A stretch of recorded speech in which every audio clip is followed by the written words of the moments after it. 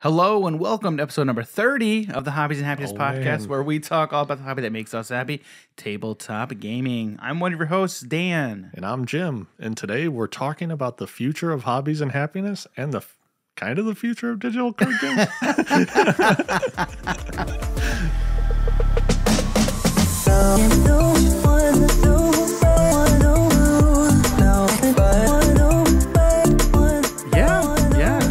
I think that's about right. I had said that I'm like, let's just do digital card games part 2. But we have like a lot that we want to talk about hobbies and happiness. Yeah. And it was funny because after our conversation last week, so last week, if you haven't listened, go check it out. We talked, we were just talking all about digital card games. Yep. And that conversation came about because of Cryptozoic Entertainment's new new digital card game that was just announced called DC Dual Force. Mm-hmm. So go check out that episode. We talk kind of a little bit about it. But I think I saw this article, okay, from GameSpot after we did our episode, and I'm like, dang it. When was this posted? Yeah. Yeah. So research. So, well, I mean, in all fairness, though, that whole thing was like so quick. Mm-hmm. That was so quick. Yeah. And because I think, so this is how I'm going to gauge everything. Okay. So my birthday was last week. Okay. So my birthday was on Thursday, the 14th. All right. So this episode, article was the 12th. So the 12th would have been Tuesday. So we recorded it the day before. So we recorded it the day before. Yeah. So we recorded the day before. The next day, actually, I think I went into work and I saw the article. I'm like, oh crap. So anyway, all right. So Jim, I'm going to toss it to you. What are we going to do first? Are we gonna kind of talk a little more about digital card games, or are we gonna get into kind of what's going on here at Hobbies and Happiness? I think we're gonna hit the important stuff first. Okay, so the future of Hobbies and Happiness, right? Yes. Okay. I was about to be like DC. Dual. No. Hobbies and happiness stuff. All right. So we've mentioned this kind of in passing. Well, not in passing. We've flat out mentioned it a bit before. But there really is a lot going on at Hobbies and Happiness. Now, a lot of this is there's a lot going on in my personal / family life that kind of has a lot of ripple effects. So the big thing is I am moving. All right. So, very far away. Yeah. By very far, we mean like 5 minutes down the street. Not even 5 minutes. I was going to say, I don't think it is 5 minutes. I don't think it is. No, it's not. So me and my wife, we put our house up on the market last week. We got multiple offers by the weekend, and we are now officially under contract. So it feels really nice saying that. It feels really, really good saying that. Yeah. So we are officially under contract to sell, and we have a home that we are under contract to purchase. So awesome. We are very excited here in my family. But what that means is our entire studio is now moving. Yeah. Now, I'm really excited about that because our studio space right now is so small. It's like a 6 foot by like 10 foot corner of my basement. Yeah. I mean, right? Yeah. Should I lay down to like measure? Like seriously, I don't even know if it's that size. It's really tiny. But you don't get the sense, like if you watch our videos, like you can see the studio space and it looks, and people have commented. I've gotten lots of comments that like, man, that studio looks really good. I'm like, it feels good. Like I appreciate that. But it's such a small space. And you know what? Honestly, like, because there's so many content creators out there. It's not about the size of the space; it's how you use it. Yeah, yeah. Like I gotta give props to my wife. Yeah, like Brittany did a lot. Like with our shelving unit back there, she's really good at stuff like that, and she helped make this space look really good on camera and even off camera, honestly. So big props and kudos to her. So yeah, if you watch any of our videos, you can see our space, and I mean, you don't really get the sense. Maybe you do. I don't get the sense when I watch it that it's a tiny space. Yeah, no. But it is. It really, really is. And actually, you know what? We've got some photos. There's at least one photo that I know that we posted on multiple social media accounts of us down here. It's one of my favorite shots from that shoot. So that's really cool. So you can check that out, and then you that gives you a really good idea for a sense of the space. So so the house that we're moving to, it's I mean, I'm not going to give a lot of details, but it's an upgrade for sure that we need as a family, and it's a larger basement that we'll use a little bit of it for the studio, so we'll have more space. So that'll be very, very nice. Honestly, it'll just be nice to have a larger house, just in general. Yeah. So we're excited for that. So that's the biggest thing, and honestly, that just has a lot of ripple effects. So if you've also noticed, we only posted one video to our YouTube last week. That's probably going to continue for a few weeks. It's just with, we do have some content that we have kind of backlogged that we want to get out at least once a week. Mm-hmm. It's just with a lot of this, I do a lot of the editing. With all of these deals kind of being done, it's I don't want to say I'm under a lot of stress, but I kind of am, and I'm trying to kind of just. It's a lot. Yeah, it's a lot. It's a lot. So we want to at least be sure that we're at least getting out at least a video a week in addition to the podcast. And honestly, for me right now, it's really good because, we've got a lot to get ready with the house and then the move, and there's a lot going on. So, we have responsibilities. We've got a lot of responsibilities, right? But at the same time, we're not. We do want to make sure that we are putting out good quality content, still on a consistent schedule for you guys. So, please bear with us. Once we kind of get fully situated, which I'm really looking forward to. We'll get back to our original schedule, but we're just taking it a little bit easier, a little bit slower for the time being. So, because, I don't want to die. I don't want to go crazy. So, that's probably the biggest thing that's going on, right, Jim? Yeah, for sure. Yeah. I want to make sure I'm not missing anything. A big change of scene. Yeah. That's for sure. So, I'm excited. I mean, are you excited? I have a problem with excitement. You do? Yeah, because it's so weird for me because so many times I just try to, just take things as it comes, and not try to get overwhelmed or overexcited with things. For sure. Because, you really just don't know what is going to happen. Yeah. So excitement's very hit or miss. Yeah. Or at least I try to relax myself. Yeah. But am I happy that you're moving up? Yeah. From your ma's basement to your basement. Side note, it is not my mother's basement that we are in. All right, I want to make that clear. So. Mom, more Hot Pockets. Mom, the meatloaf. But yeah, it's really good for you guys, and Yeah, dude, don't get me wrong. There's so many times where, my wife is just talking about all the things she wants to do. I'm like, okay, don't start talking like that yet. Okay. There's no, we don't even have an offer. The house isn't even on the market yet. Who knows if anybody's even going to be interested. So now now you can be excited. Now I'm there's still a long way to go through the whole underwriting, just everything there. It's still a process. Yeah. But I am feeling a lot better about the whole thing. Even beforehand, I'm just I'm praying every day. I'm like, all right, God, this is all you, man. This is all out of my hands. It's just honestly, I just hope, I pray that, you bring along the right buyer and we get, at least what we're looking for. And yeah, I mean, it was awesome. It was amazing. It felt really good.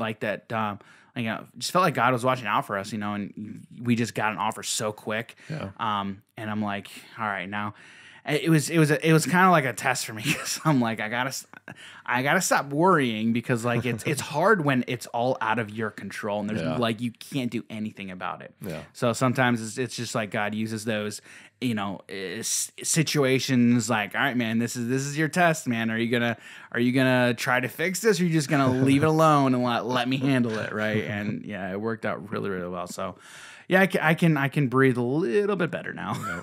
So yeah, that's the biggest thing kind of that's going on.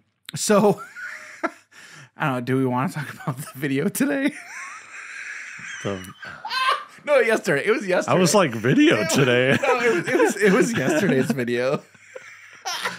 Oh, the villainous video. Okay, so all right. Here's the thing. Here's real quick. So real talk, guys. Okay, so a couple things. So yesterday we released our.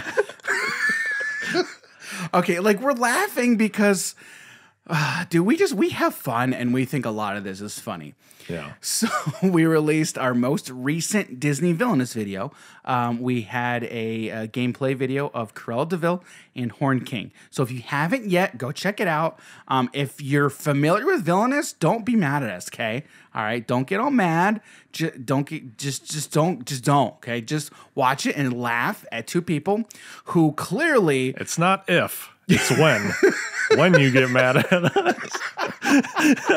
And by us, me. No, probably me too. Because Dan's like, dude, yeah, that's fine. Okay, so here's the thing. So Jim played the Horn King, right? He totally butchered the thing. Now we haven't. Oh, so here's the thing. No, I want to talk about this now because we haven't. You and I have yet to really talk about this. Yeah. Correct? Yeah, okay. No. All right, perfect. We posted it yesterday, saw the message. Dan's like, so this is how that works. I'm like, understood. That's all I said to him on Discord. He sends me how it worked. I'm like, okay. But dude, the thing is, I didn't know either. Yeah. Like So we're going to get to this, right? Well, I mean, not instantly right now, but when we get to what it was, right? I want to say something about what it says on these cards and how these cards look and what they state. Yes. It's so confusing. Okay, so here's the ultimate thing, okay? So the ultimate thing is pro tip for anyone who plays Disney Villainous, okay? This is not a, hey, you should do this. No. This is a, you have to do this. You must do this. Every time you play a character, you must read the villain guide. Yeah. If you want to play the character correctly, the way it's supposed to and designed to be played, you must read the villain guide. Because if you don't, and if you only read the text that's printed on the cards, you are going to mess it up because I don't know why. Why can't they just put all the information they put in the freaking villain guide on the cards? So a wise person once said, make sure you read your cards. Okay?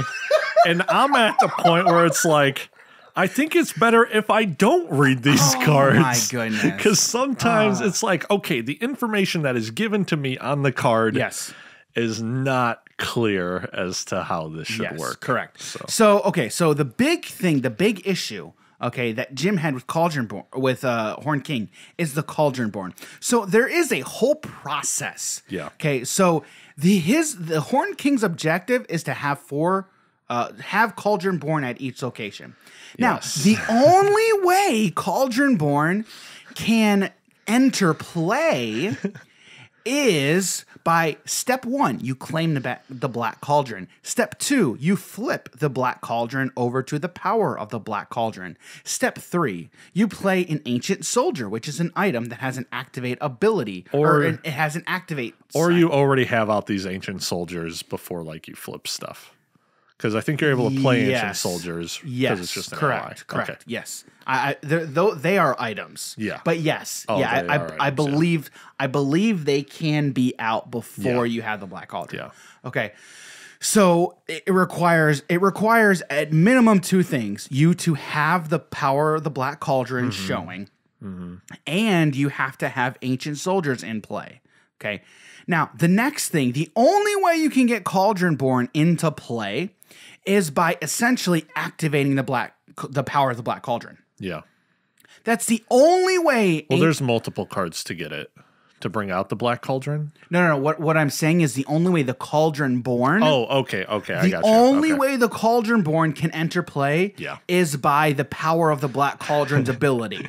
Yeah. Okay, which is, I think it's on your turn before you move, you can pay 2 power and then essentially replace an Ancient Soldier with a Cauldronborn. Yeah. That's the only, yes, right. That's the only way these Cauldronborn can enter play. Now, if you were to just read the card that says Cauldronborn, you would have no way of knowing that. Yeah, it says before your turn, you can activate this to turn an Ancient Soldier into a Cauldronborn from your hand. But also, these Cauldronborns have 0 cost to them. Yes, there is a printed 0 cost. Yeah. So my thing is, why are you, if the only way they can come into play is through that ability, why do you even have a cost on it? Yeah. There should be no cost. Yeah. Like, there should be no printed cost. Because then at that point, you would know. Yes. That there's something different there is, here with this card. there's something different. Right. It's not just free. Right. And if you read the card, the Cauldronborn, it said, this card can only be played if the power of the Black Cauldron is showing. Yeah. That's it. Yeah. And then they say don't discard if using the vanquish action. Yeah, basically, which those cards are busted. They are. But if you just read the text on the card, the Cauldronborn, how are you going to know that? Yeah. How do you know that? Now, so when this was pointed out to us on a comment on YouTube, I did a couple things. I updated the description of the video because at this point I'm like, we are one of those channels to where if we mess up, we own up to it. And we're like, whoops, hey guys, we messed up. If you're watching this, here's where we messed up. Don't make the same mistake we did. Like, I'm not going to delete the video because we still, it was fun. We still had a good time. Yeah. But I also want to make sure that, hey, guys, we messed up. Just don't make the same mistake we did, or go ahead, make the same mistake we did if you want to, whatever. But I do want to be upfront, and I think it is important. Just don't use this as a source. Be like, that's how these guys did it. These guys don't know what they're doing.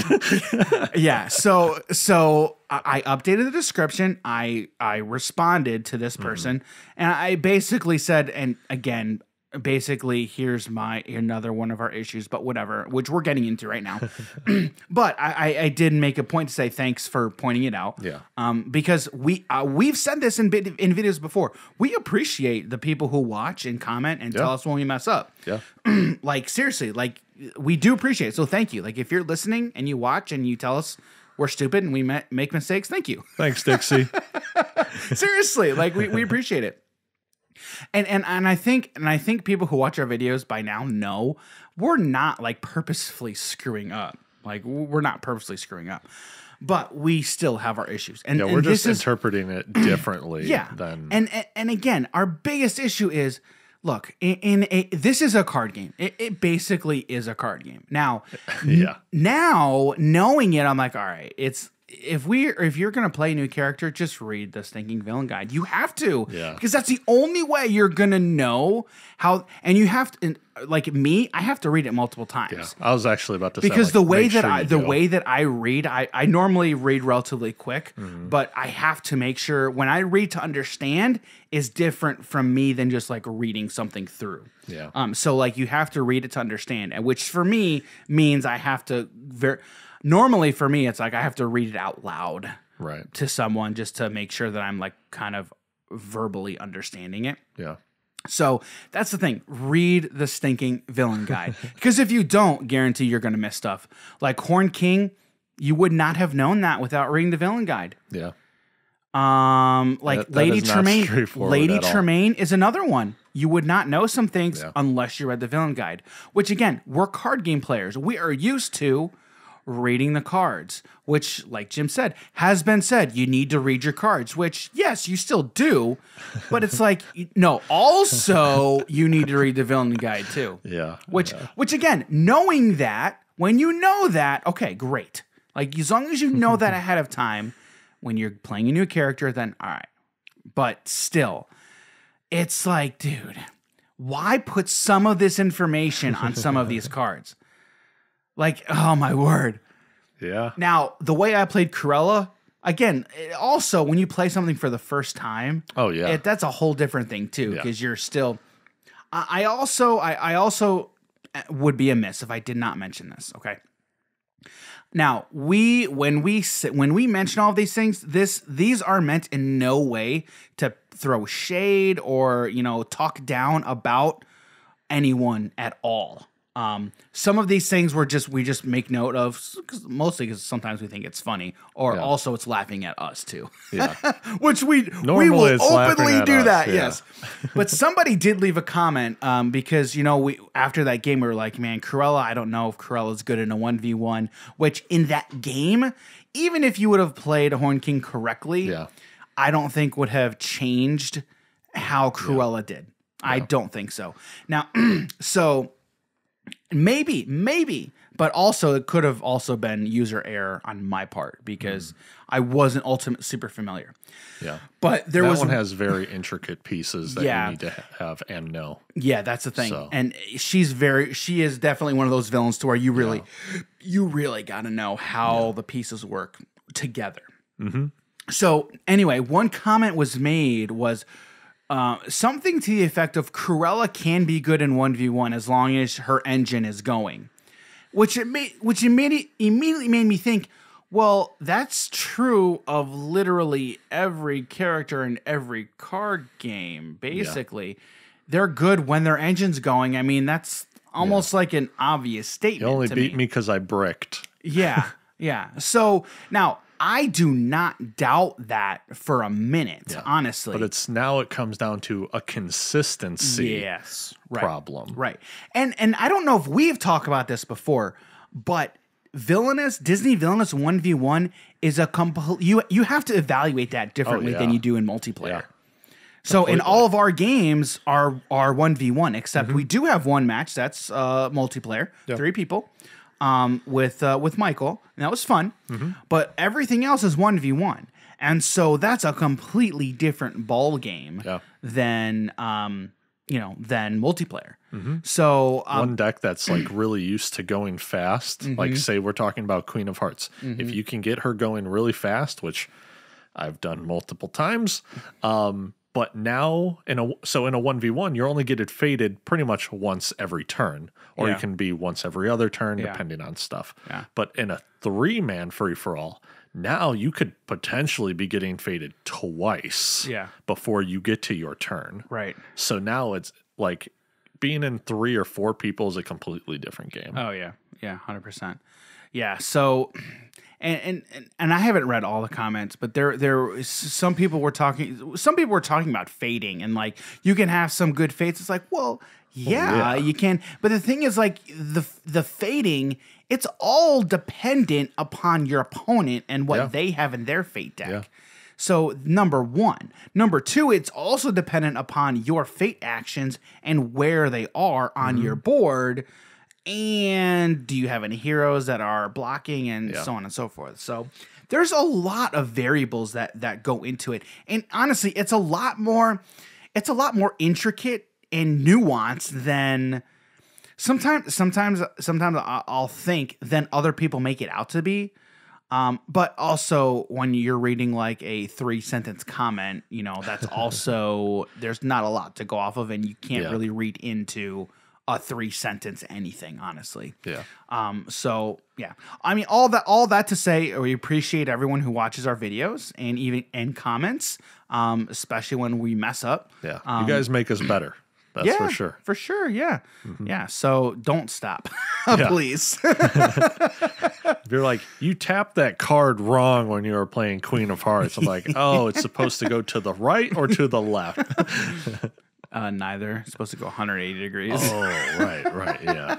My bad. Yeah. So anyway, I kind of just want to talk about that a little bit because Jim and I hadn't. This is literally the first time that we've kind of really talked about it, and it was kind of funny. Yeah, we take that stuff in stride and we just laugh. But still, the biggest thing ultimately is that we get out the correct information. So when we mess up, we think it is important to notify people of, hey, we messed up. Don't do this, or at least just point out where we messed up. And if you do mess it up, this is what it's going to look like. Yes, yeah. So, in fact, somebody actually commented on the 3%, our multiplayer villainous game, about fading. They were like, "Hey, I don't think you guys faded the right way. You're not supposed to fade two. The same person can't get faded twice in a row." Yeah. And I was like, actually, that only comes into play in 4-player. And that is according to the rules. Yeah. In the rule book, the fate token comes into play only in four or more players. Man.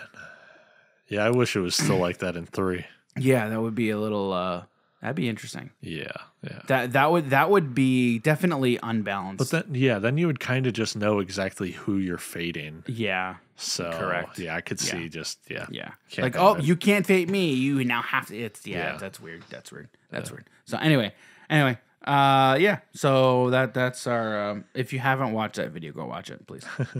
Or don't, whatever.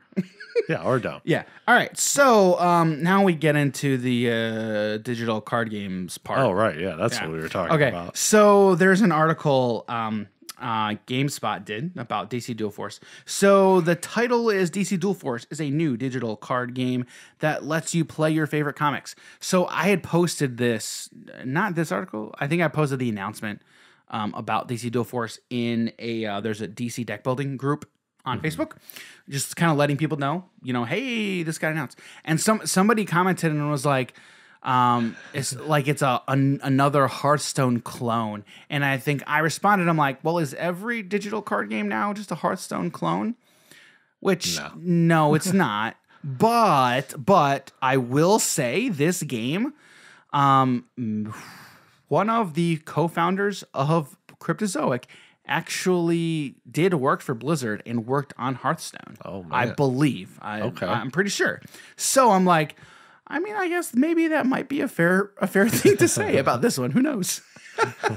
Is Magic Arena now becoming a Hearthstone clone with the well, they have the random cards. They do have some random stuff now, which again, and they've even come out and said like you can only do this sort of things, the randomness in digital card games.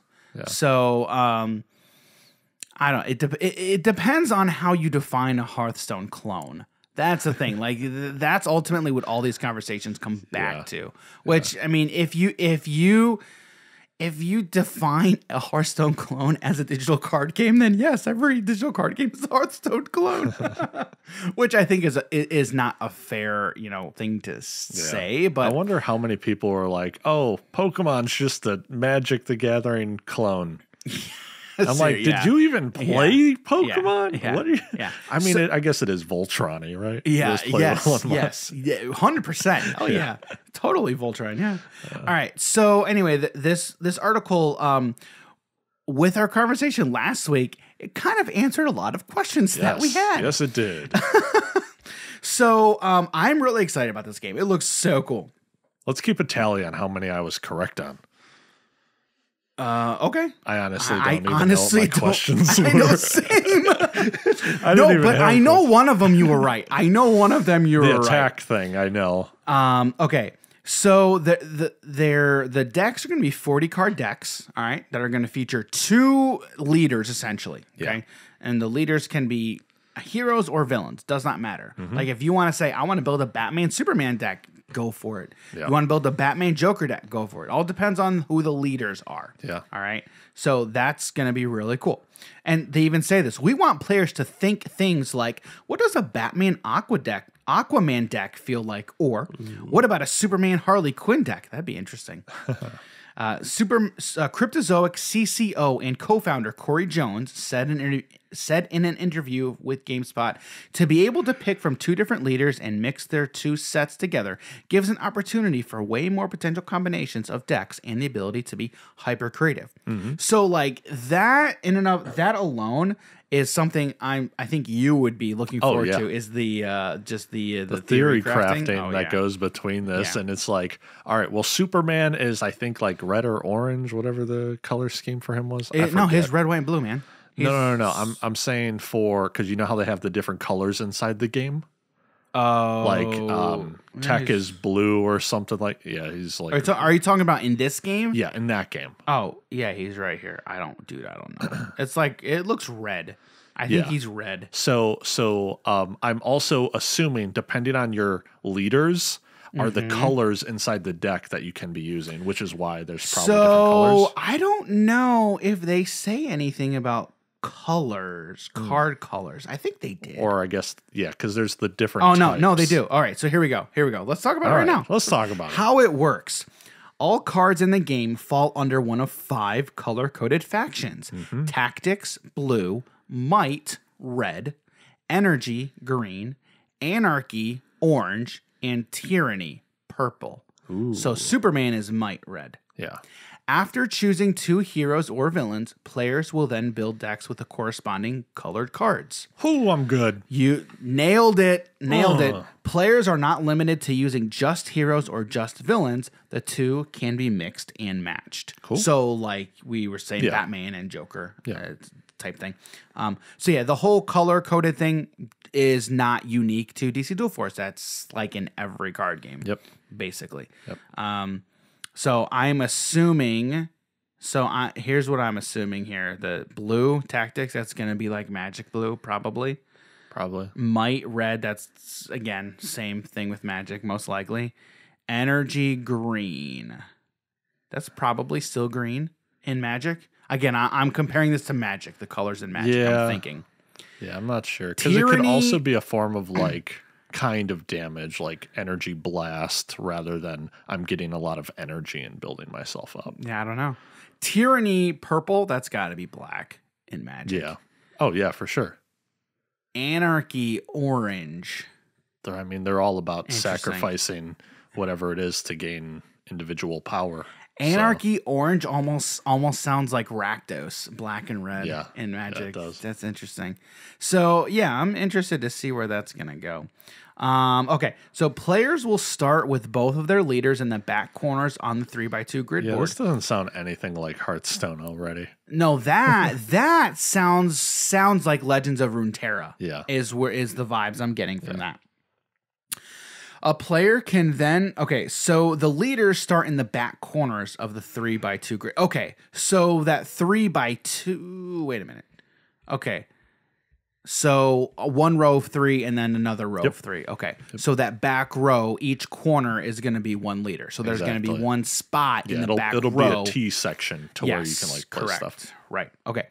So a player can then play 2 cards per turn.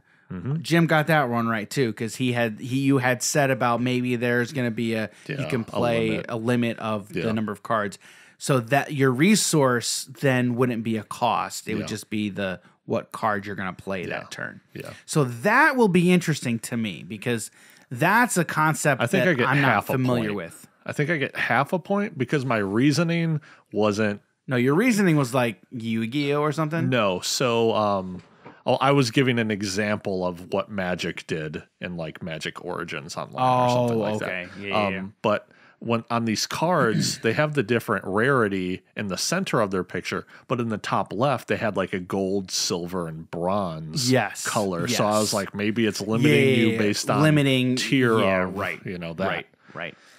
Yeah. All right. So a player can then play 2 cards per turn, be it a minion, action, or one of each, as well as activate later abilities using charges that accrue once per turn. So Jim was kind of right on that too, because you had said maybe it was a cost that needs to be paid. Yeah. So yeah, it's these charges that are going to accrue, which you're going to get once a turn. And then on each leader, I think there were like 2 levels, one that cost 1 charge and one that cost 2 charges. Yeah, is what it looked like. So yeah. So these abilities can buff the leader's attack power or defense, and sometimes include 1 of 10 status effects. All right, so here's the status effects. We're gonna see if Jim can guess what these are. Oh man! Now you probably will be able to. So I don't think any of these are gonna be unique, but we'll see. All right, so ambush. What do you think ambush is like? I feel like that would be some form of first strike, like while attacking. Cards with ambush deal damage first. All right, so that is exactly it. That is definitely first strike in Magic. Okay, aura. What do you think aura does?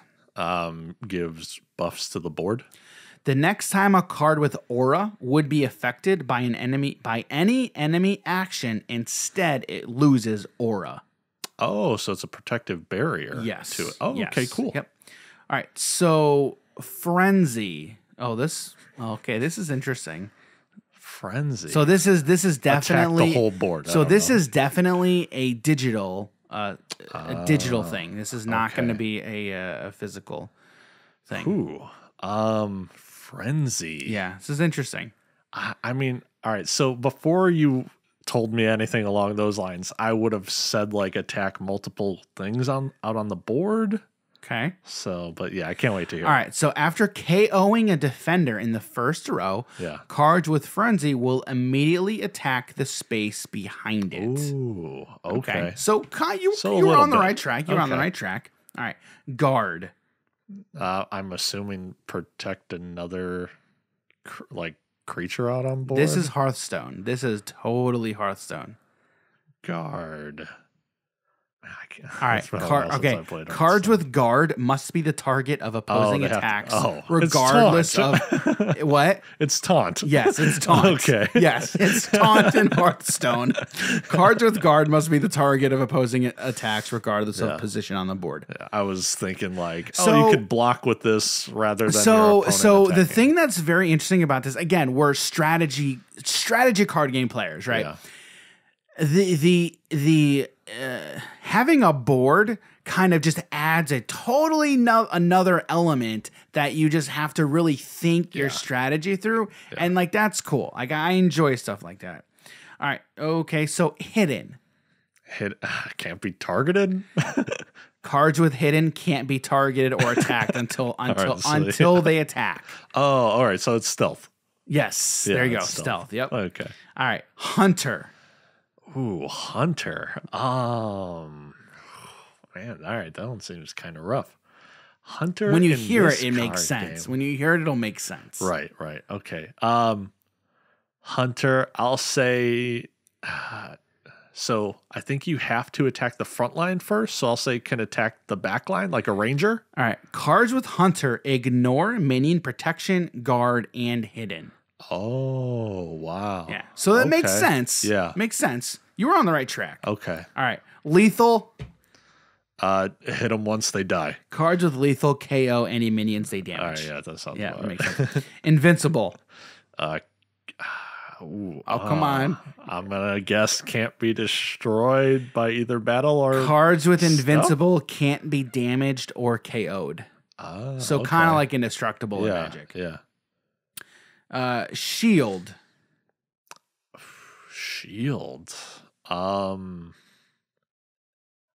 I guess protection. Okay, all right. I want to say it's a little bit like that aura, but for damage. The next time a card with shield would be damaged, instead it loses shield. Ding, right. ding, ding, ding, ding. Right. Nailed it. All right, last one. Speed. Okay, so the first one would attack first. What would speed be? So ambush was first strike. Speed. Come on, man. Is it just haste? Yes. I'm like, is this just haste? Cards with speed can attack immediately. Okay, yes, I didn't even know that there was a haste. summoning sickness in this game, but okay. Well, yeah, I mean, I think just like basically every other card game. Yeah.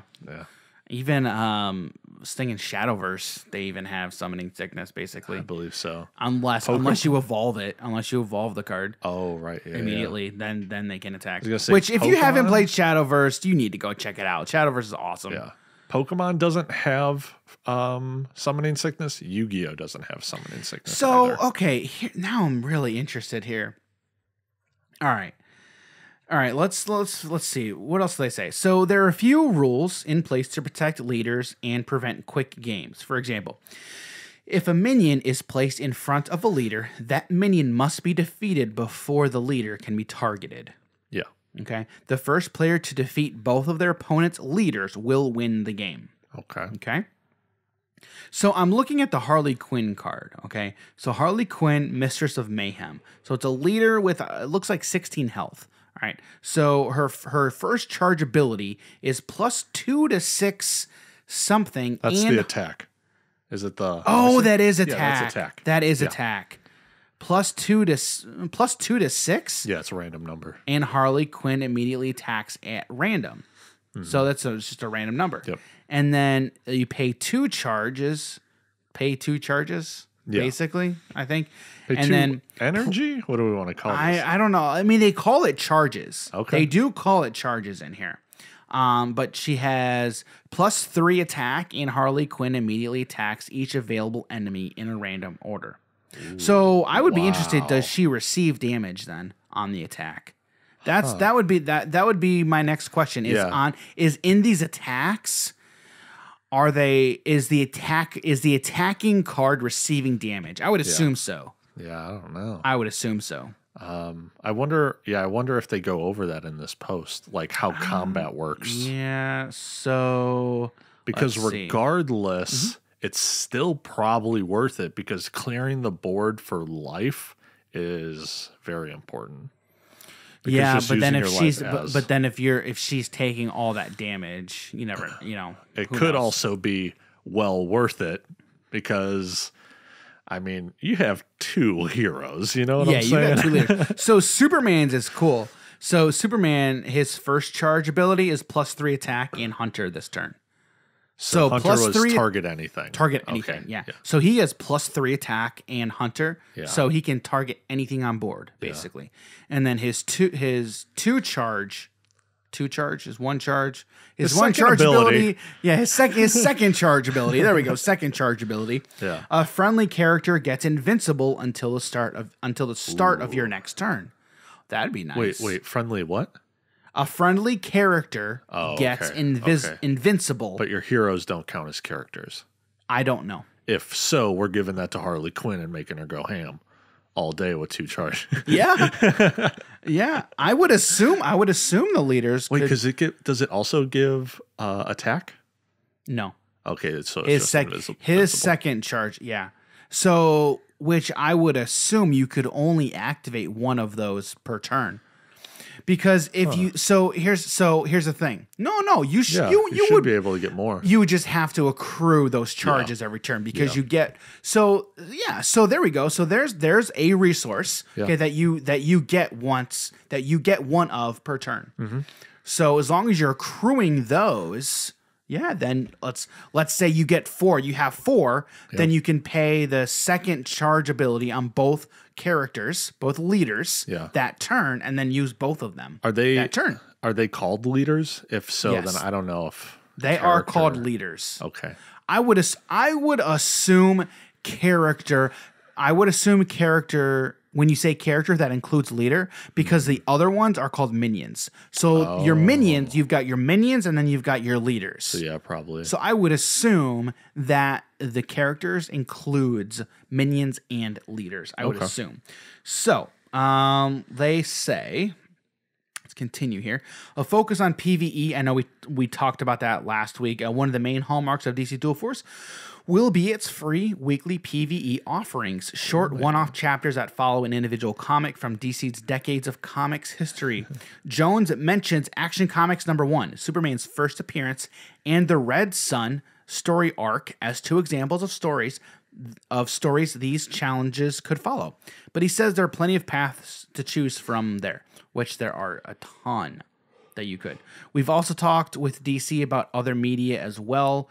Jones explained, for example, Black Adam, we could do a month-long series of PvE comics that are all around Black Adam or something like that, because there's a Black Adam movie. I was going to say, didn't that just get a trailer for it? I haven't seen the trailer yet. I just saw the clip. Yeah.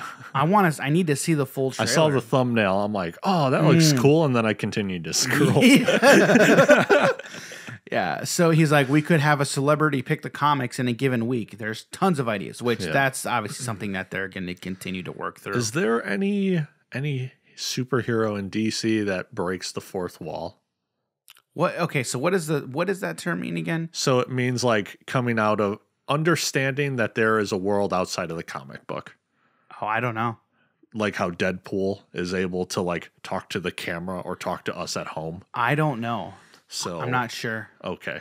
Yeah, that's pretty much what that is. So then I was like, oh man, it would be cool if obviously this wouldn't be a thing, but have like the character who can break the fourth wall in DC, and then have like Deadpool, and then you just play two characters that know you're playing now.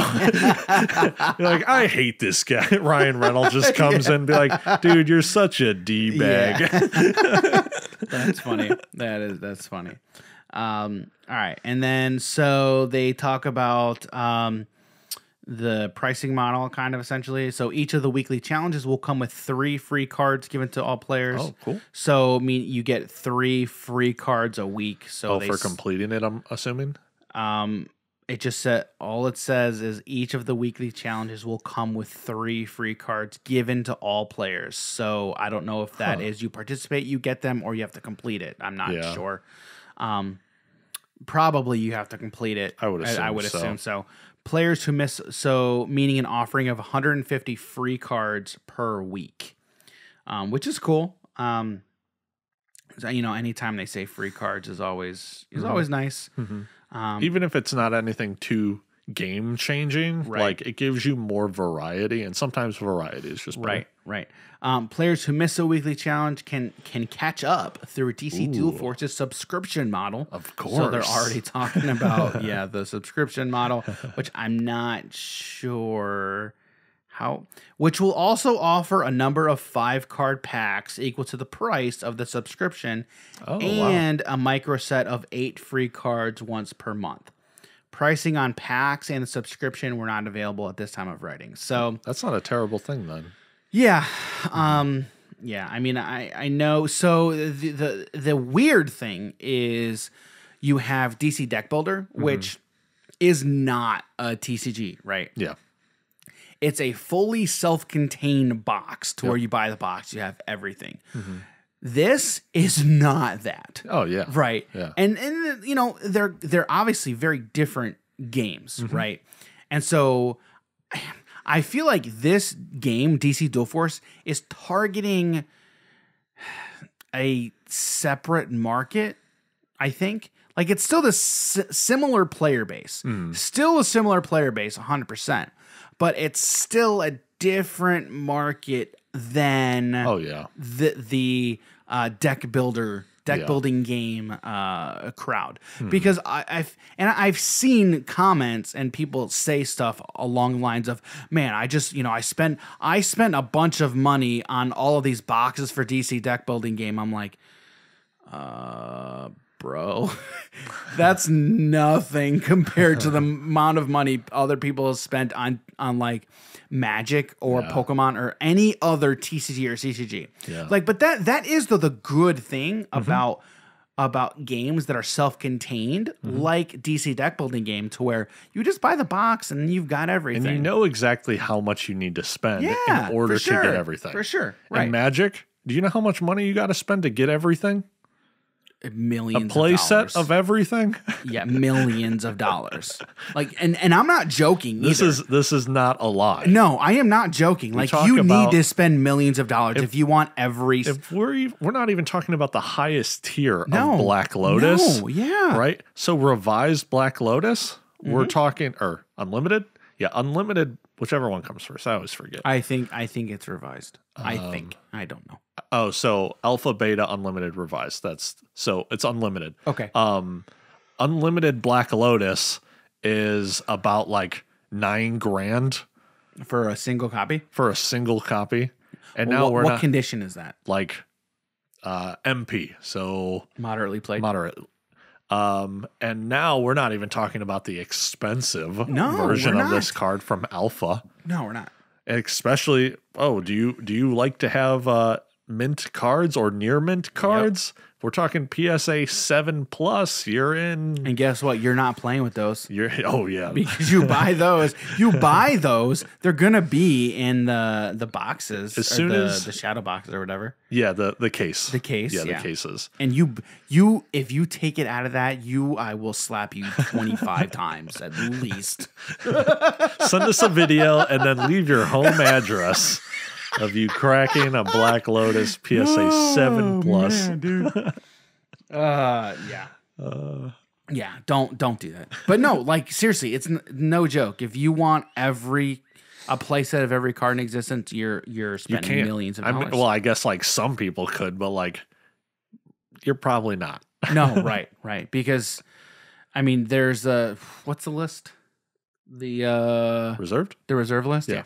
There's a reserve list. There's stuff that's not print. Yeah, you can't get your hands on some of these cards anymore. Yeah. So it is very difficult. yeah, it's very, very, very hard. Mm-hmm. So yeah.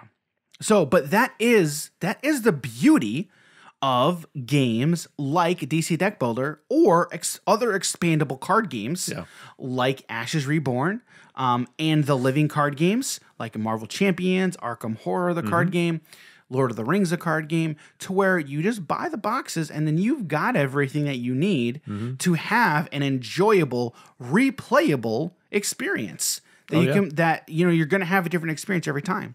So it's, they're just different types of games.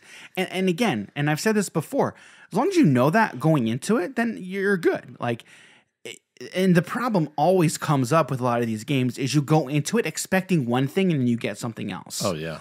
And like, whose fault is that? Is that the consumer or is that the fault of the developer publisher that they didn't do a good enough job ahead of time informing the consumer what they're buying into? I think it's based on a time frame. So like if your thing's been around for 3, 4, 5 years and people know how it works, but that one person coming in didn't know that's how that worked, that's on the consumer. Yeah, right. Like you right from the start aren't informing people about how it is. Sure. Yeah. And I'm always about like doing your research ahead of time. Oh yeah. Like know what you're getting into. And like before we got into this hobby, and honestly, a lot of these games that are in my collection, I've done a little bit of research ahead of time, specifically card games, because that's my bread and butter. That is what I love, is I want to know what these games are about. Like Skytear, I did a lot of watching videos and looking into it, and I'm like, this game looks so cool, and then bought it.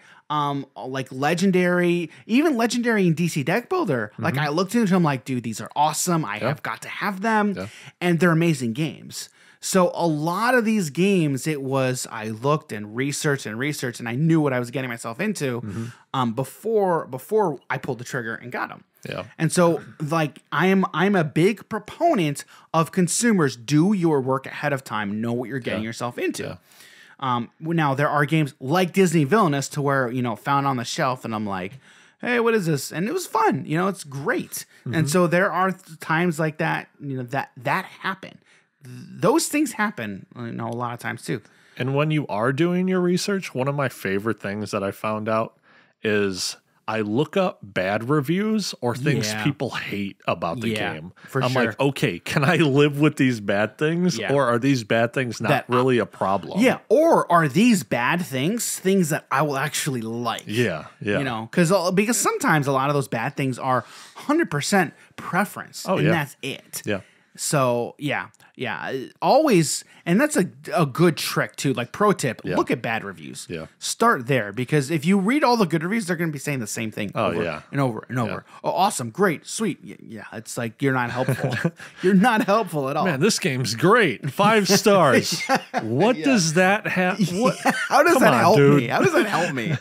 All right, so the article finishes here. So the game will also see full expansions a la other card games.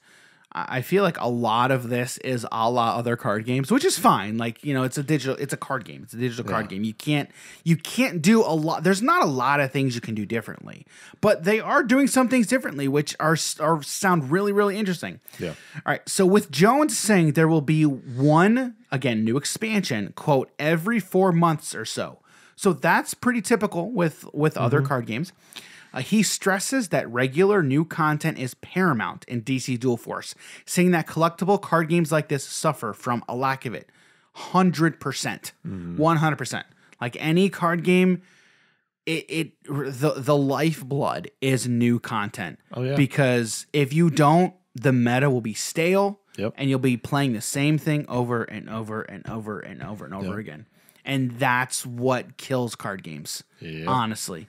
It's two big things, right? Player base, number one, and then number two, new content.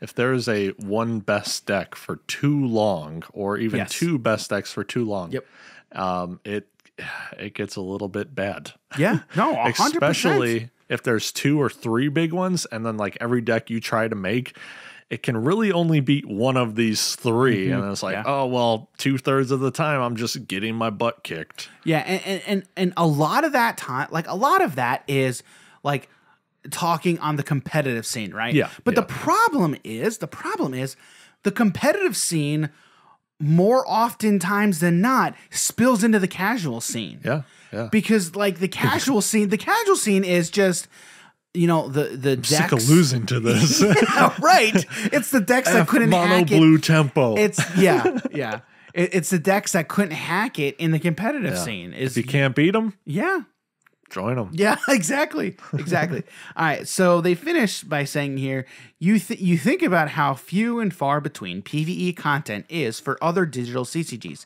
It's expensive. Love PvE content in digital card games. Oh, it's fantastic. It's some of my favorite. A lot of the time it's great, and we'll get into that here in a minute.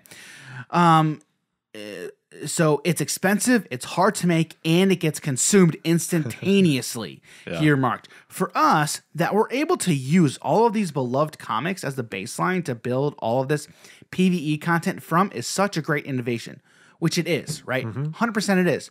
However, what I fear and what I don't want to have happen is for the developers to just get lazy and be like, here's a comic, let's just, use that and then go with it, Yeah.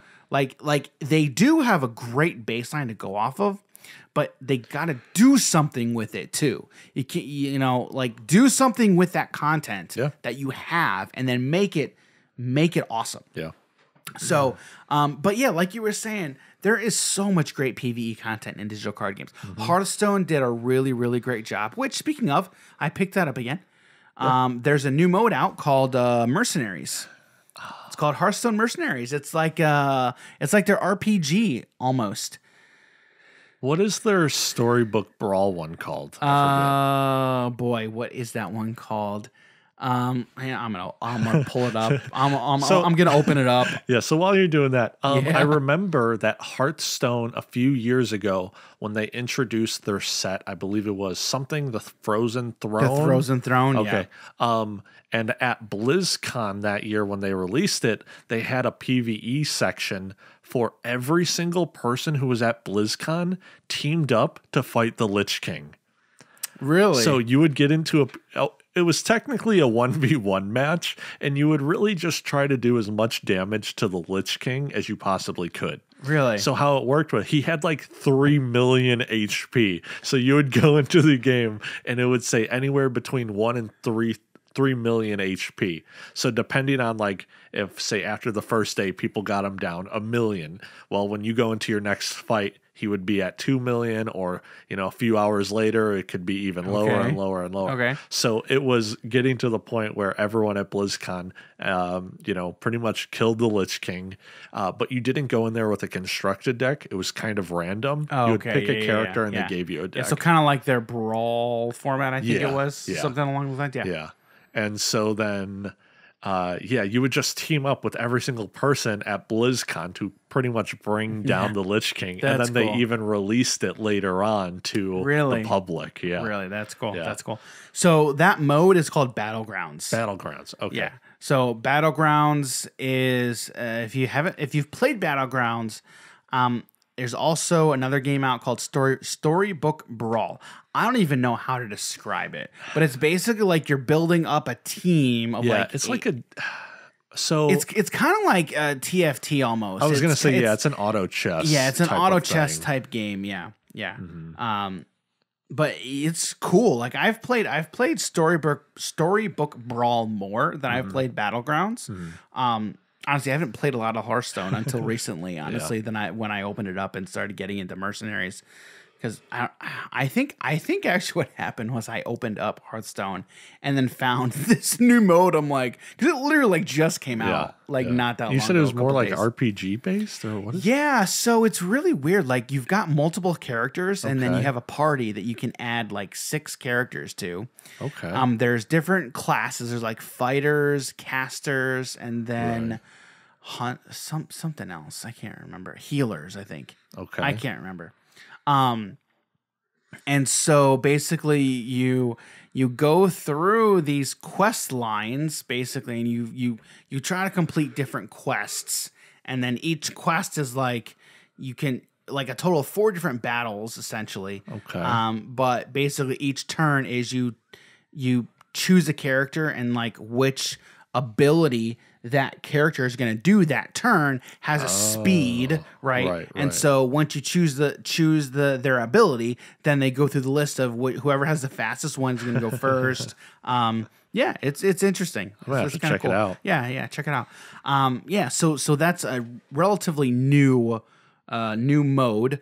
I know we talked about a little bit Legends of Runeterra. Dude, if you have not played Legends of Runeterra, you have got to check it out. Legends of Runeterra is awesome. It is such a great digital card game. It's Riot's card game. It's the League of Legends lore. Definitely go check it out. One of my favorite digital card games now. It's one of the best ones out there in my opinion. I'm actually going through my phone right now just to see what I have on here. One thing I wanted to bring up, because we talked a little bit about the subscription model that the DC Dual Force is doing. Yeah, they're going to do I personally, coming from MMO background, so many of the games were subscription based in the past, and then some still to this day. A lot of the ones that went free to play also turned into a pay to win type model. The free-to-play ones, So it would be like, oh yeah, you can buy potions in the auction house to make it to where you can, or not an auction house, in the real cash shop to like level up faster or get twice the in-game currency, or you can get twice the loot or increase rarity drops by twice as much. And or you could just flat out buy stronger gear. Yeah. And that is always a concern in any video game. Yeah. Any video game, that is always a concern. Yeah. Now, one of the interesting things is Legends of Runeterra. I don't know if you remember, but when we were at Gen Con, we were talking to one of the, I think he was actually just a volunteer for the Evium game. Okay. So one of those guys, he plays Legends of Runeterra. He like streams Legends of Runeterra, and he's never put 1 cent into the game, and he has every single card. Yeah. So the thing about Legends of Runeterra, you do not have to put any money into that game. You just put in some time and attention. A lot of time, and then you can own every single game. So the awesome thing about Legends of Runeterra is every Thursday there's a weekly vault. So the more you play and the more you win, you get XP that goes into your weekly vault. Wow. And then on Thursday, you open up your vault, and then you get cards, shards. You get a lot of stuff that you've accumulated through the week. Yeah. And so they also have, their champions, again, in League of Legends, right? You've got champion cards that they have different what are they called? Locations. Man, what is the term? they're like areas within the lore. I can't remember. There's a specific term for it. There's like Bilgewater, Noxus. Oh, like the nations or the cities? Yeah, but there's just regions. There we go. Regions. Okay. Yeah, they're called regions.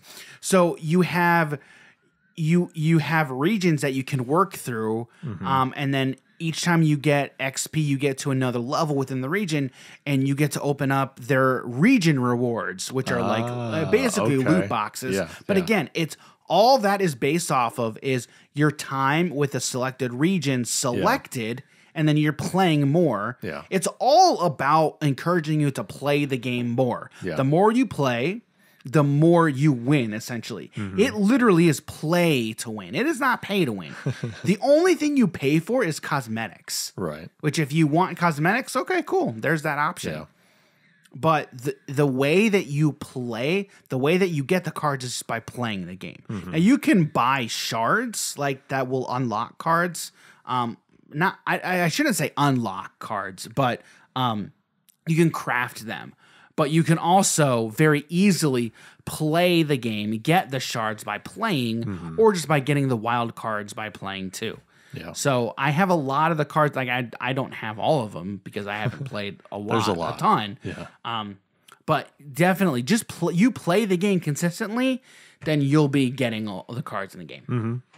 So I think Legends of Runeterra did a really, really good job with that. Gwent is another one. We didn't talk about Gwent last week. No. Oh, okay. So Gwent is The Witcher. Yes. The card game from The Witcher, which Season 2 is coming out December. Dude, I haven't even played a lot of Gwent, but I remember when Witcher 3 came out. Yeah. Dude, I was playing Gwent in The Witcher 3 like crazy. I got that trophy, gosh darn it, in on the PlayStation for winning all the Gwent games in the game. At first, I was like, trophy? I was like, oh, Yeah, PlayStation. PlayStation. Achievement. Okay. Yeah. There we Achievement. go. Yeah. There you go. There you go. I don't play a whole lot of PlayStation. Yeah. So that was where they introduced Gwent, and then I don't remember when, but afterwards they release it as a full-fledged I was going to digital say, card game. I think on Twitch, a lot of people were just live streaming the Gwent inside the game. Probably. So I then would they were not just be like, surprised. all right. Yeah. It was amazing. Like it was awesome just in Witcher 3. In that game, like Gwent was just awesome. So it's been a while. Like that's the last time that I've played it. It's inside The Witcher. Wow. Yeah, but it's its own thing. It's really, really, really good. Let's see what else. That Legends one that you played a bit. Yeah, Elder Scrolls Legends. Yeah, we Elder talked about Scrolls that. one, yeah. But again, it is a dead game. It's a dead card game, but you can still play it. I would not recommend it just because it's dead. You can play it if you want, but there's nothing new coming out for that game. Yeah. Shadowverse, like we mentioned. Slay the Spire.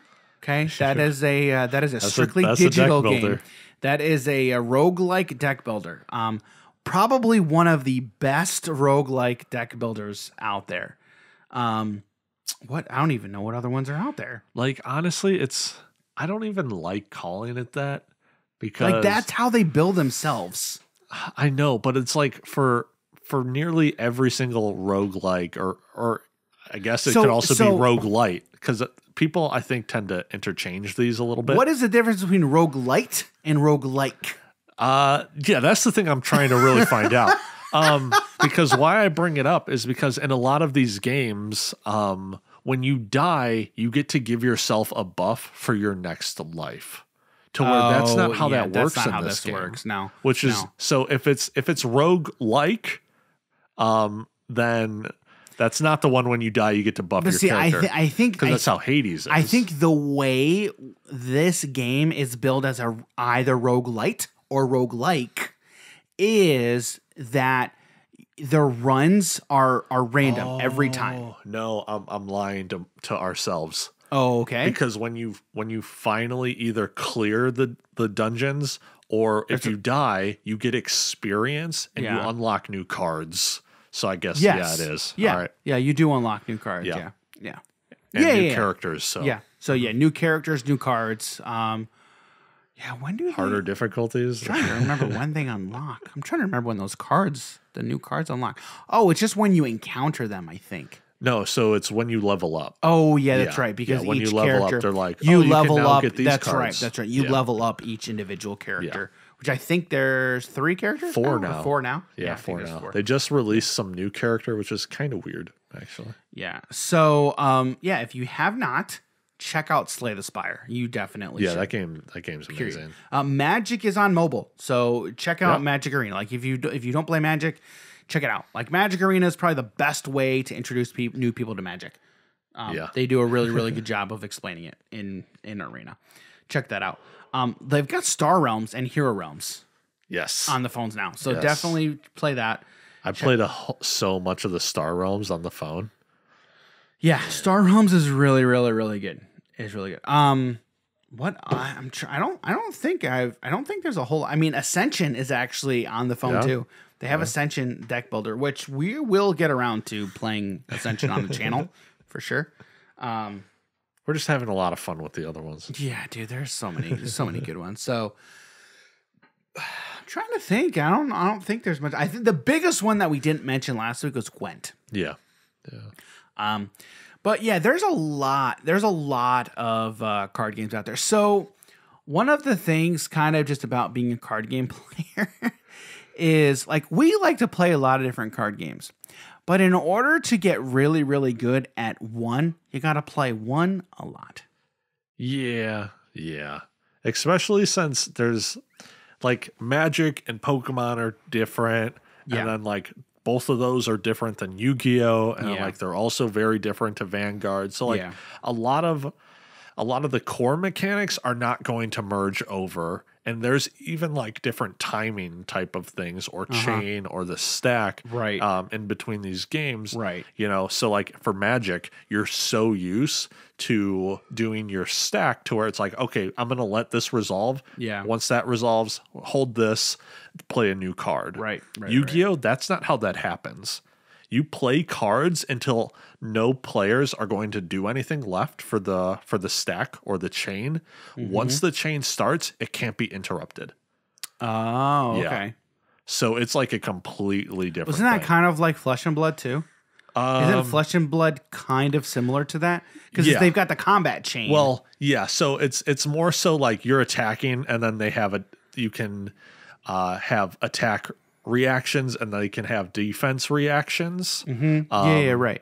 And then, but like, once they do all that, once that resolves, there's no going in between. Yeah, right. Yeah. Because all of that still resolving is still all the combat chain. Yes, exactly. Which Flesh and Blood new in quotation marks, but it is still relatively newcomer to the block. They're on like their 5th set or something. Dude, that game is. That's another game that like we have cards, like we've got blitz decks. We've got a lot of things that, one of the things, okay. So being card game players and content creators, you know, there's a lot of awesome games out there that we do not really want to pigeonhole ourselves to one game. Yeah. Okay. Also because of the plans that we have for Hobbies and Happiness, kind of as a company and as a business, we don't really want to pigeonhole ourselves. Yeah. We also don't want to, shut out people who are not card game players either. Because again, like what we want to do with Hobbies and Happiness, we don't want to shut people out. Like we've had comments from people before. Oh, hey, yeah, you guys are a lot of card game players, and we didn't really feel like we don't want to come across like that. We're producing this content and we talk about this stuff all the time because we love it. Yeah. Like we absolutely love card games. Yeah. And a lot of people in our community, nearly every single one of them plays card like Magic, Yu-Gi-Oh, Pokemon, whatever it is, Vanguard. But like if you bring a board game to them or like they'll play or DC deck builder or legendary, whatever it is, they're like, yeah, I'm down. Oh, yes. Like nobody that we know will say no. Yeah. Nobody will say no. They will always be up unless for the game itself is either just like not good or they're just like, I am really not a fan of that game. Yeah. But we do have access to this other one. Would you want to try that or something like that? So yeah, nearly every single person is sure. definitely not against playing other stuff. Sure. So yeah. So so today's topic. Today we talked about quite a few things. The future of hobbies and happiness and digital card games and villainous. Yeah, we talked about a lot. We talked about a lot of things today. I enjoy episodes like this. Yeah. And I hope you guys listening, I hope you do too. One thing that we really haven't done in a while is, given stories. We haven't gotten a lot of stories, from anyone recently. Yeah. Now, that's partly my fault, partly our fault. We haven't really talked about it. But still, if you guys are out there, if you're listening, if you've got a story that you want us to tell, want us to talk about, send it in to us. Let us know. hobbiesandhappiness@gmail.com, and we will read your stories. Drew, I'm pretty sure we've read all your stories, dude. I think. Maybe, I don't know. If I did. think. Probably. If we haven't, you let us know, man. You let us know. He probably doesn't remember. And we'll search through the emails to see. Yeah. But I think we've read them all. I think. I want to make sure we have. Yeah. So if we haven't read one, let us know, buddy. Yeah. Other than that, Jim, you got anything else, man?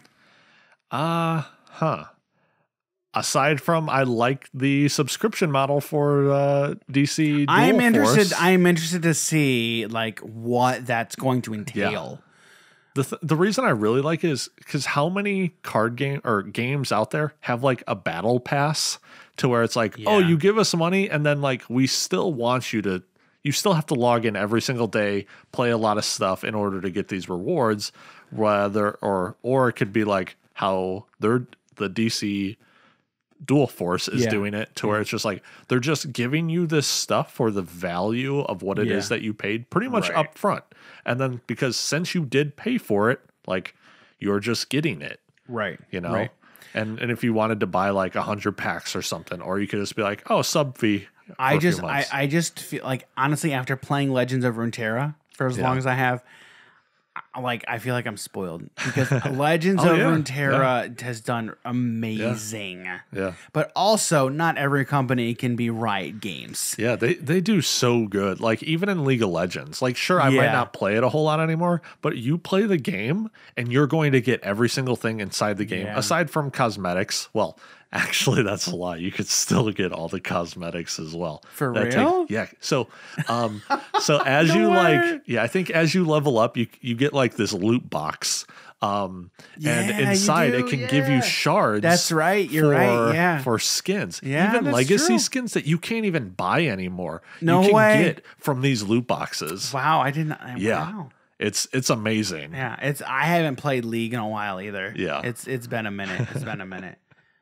Is Valorant Riot? Oh yeah, Valorant. Yeah, Valorant. Yeah, that's another one too. That's pretty fun. I haven't played a whole lot of that one, but it's essentially CS:GO with abilities. Yes, correct. So. It's a team. It's a team based shooter. Yep. Yeah. Which isn't. What's the Blizzard one? Overwatch. Yeah, Overwatch. That is not even close to the same thing. It's not. No. What? Is Overwatch so why I say it's not is that not team based? It is. Okay. But why I say it's not really close is because Valorant CS:GO is a pure gun type of thing. Yes. To where the characters in Overwatch, it can be you can have more melee with a big shield to put over people. You have multiple healers. I don't believe you have healers in Valorant. You can have supports that will give utility and stuff, but it's much less focused on guns. Yeah. Understood. That makes sense. All right. Even though nearly every damage dealer in the game has a gun or a rocket launcher. So. All right. Well, anything else there, Jimbo? I don't believe so. All right. Well, where can people find you on the interwebs? People can find me at Twitter and what's the other one? Instagram. That's what it's called. At Jim Morgan. Gram. Yeah. Find me on the gram at Jim Morgan HNH. The graham cracker. Yeah. Is there ever even call it that? Probably not. I doubt it. it. So yeah, you can find me on Instagram at daniel.g.campbell and Twitter _DGCampbell. And then you can find Hobbies and Happiness on literally probably every social platform. Almost literally. Yeah. A lot of the handles are hobbies.n.happiness. We're also now on LinkedIn, which I'm kind of excited about. Oh, yeah. Because Gary Vaynerchuk says you need to be on LinkedIn. That's why we did it. Gary, this is for you. You're not listening to this, but regardless. Yeah. So the whole thing, again, if you could, you know what our Gary audience would say? Gary would say, don't do it for me. Do it for yourself. Yeah, he would. Yeah, you're right. He would. F what I think. F what they all think. Dude, I love him, dude. I love Gary so much, man. He is, he's, I want to say he's my spirit animal, but he's not.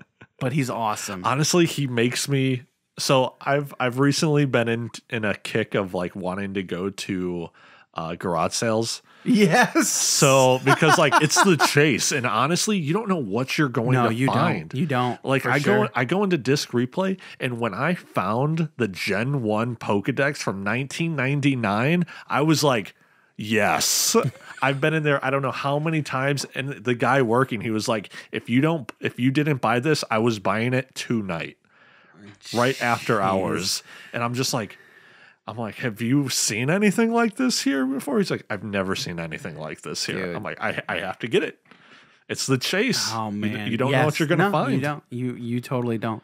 One of these days, you and I, we need to go. We just need to go garage selling. Yeah. Like, oh man, and just it's for Hobbies and Happiness. I want to go. Just we'll say we're gonna write it off on our taxes. Write it off. So I want to go to more estate sales. Because really, you don't know what you're going to find. No, you don't. Because for the garage sales, it's what people are like, oh, yeah, I'm just going to try and get rid of this. Yeah. To where in a estate sale, they could just be more of like, all right, these are the things I want to keep. Yeah, yeah, that's true. Yeah. You never know when you're going to find that big old box of card games or video games. No, you never know. Right. Right. So. And nowadays with our phones, it's just you just have eBay up on your phone. Facebook Marketplace. As you are looking through this stuff. Yeah. Oh, what's this worth? What's this worth? What's this worth? So my mom recently moved out of her place, or our previous home that we lived there since like 2003. And I got my childhood toys that I've had before we even moved there. Okay. So a lot of like superhero stuff from the 90s. Okay. And I'm going through all these things. I'm like, oh man, I have some pretty cool stuff. And so like I filled up 2 jeweled bags full of action figures, or some people want to call them dolls. It's like the same thing. So I'm just like, man, I wonder what I could get for these. I'm not just getting rid of this stuff because Gary will find it and make money off of it. Yeah, he will. And he is not making money off of my stuff. No way. If anybody is, I'm going to. Yeah. So anyway, that's all we got for you guys today. Today was fun. But what I was saying was, bear with us. We will get once we get settled. Once I get settled, honestly. Yeah. We've got a lot of work that we want to do to our new place, and I am looking forward to it because it's a lot of fun. I enjoy stuff like that. Looking forward to putting together the new studio. And once we get all that done, we'll kind of get back into a regular rhythm of content. We're going to make sure we're getting you guys regular content. And then once we get everything up, we'll hopefully get back to our 3 videos, basically 3 videos a week. It's 2 videos plus the podcast, also in video form. So, looking forward to that. And, thanks everybody for being here. We appreciate all of you. And all of you people who watch our videos and comment, thank you for telling us we screw up and we suck. Yes. Thank you. But seriously, I really honestly do mean that. I really do mean that. Thank you. That's how you get better. Exactly. Thanks again, everybody. And we will see you all next time. All right. See everybody. Take care.